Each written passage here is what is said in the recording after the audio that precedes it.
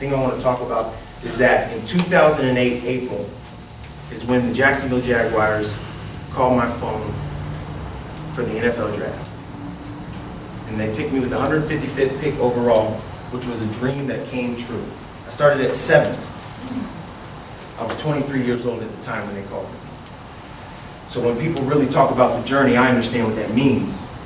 Because the dream is big, and it's so great to sit here in everybody's comfortable chairs to say, this is what I want to do. But just like Eden talked about, what are you willing to do to get it? The whole reason that I went to the NFL isn't because I was fast. I mean, some of you might watch the combine this week, and I'll tell you exactly what I ran. I ran a 4.9, and that is terribly slow. I did a bench press 28 times, which is all right. A vertical jump of 35.5 inches, it's okay. A broad jump is when you keep your feet still like this and you jump as far as you can, and I did 10 feet. That's all right, not bad.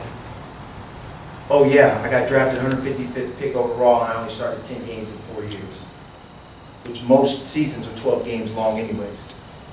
And so statistically and on paper, there are so many people who were better than me, but what was the thing that separated me? It was the determination. It was the willing to hold on to that vision, to hold on to that dream, to hold on to everything that I ever wanted, no matter what the naysayer said, not even matter what I said to myself. Because my vision of success was far greater than my fear of failure. Because in 12th grade, when the teacher gave us an assignment and said, what do you guys want to do 5 years after today? So if you're 18 years old, what will you do when you're 23? And I sat there and I wrote down exactly what I wanted to do. I said I wanted to play for the Miami Dolphins. I wanted to wear number 51. My car was going to look like this.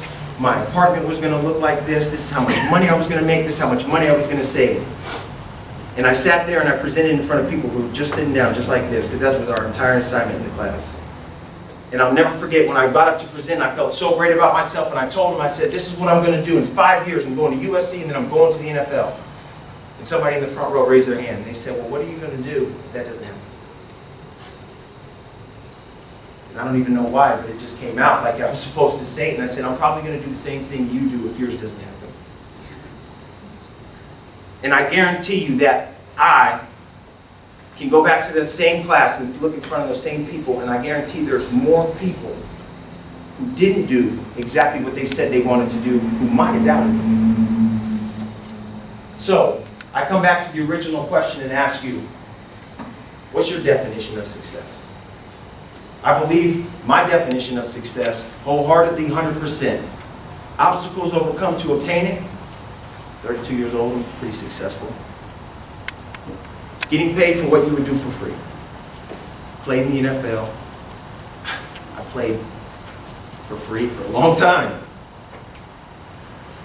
Wrote 2 books, inspiring people and telling them how possible their own possibilities are. I would do that for free.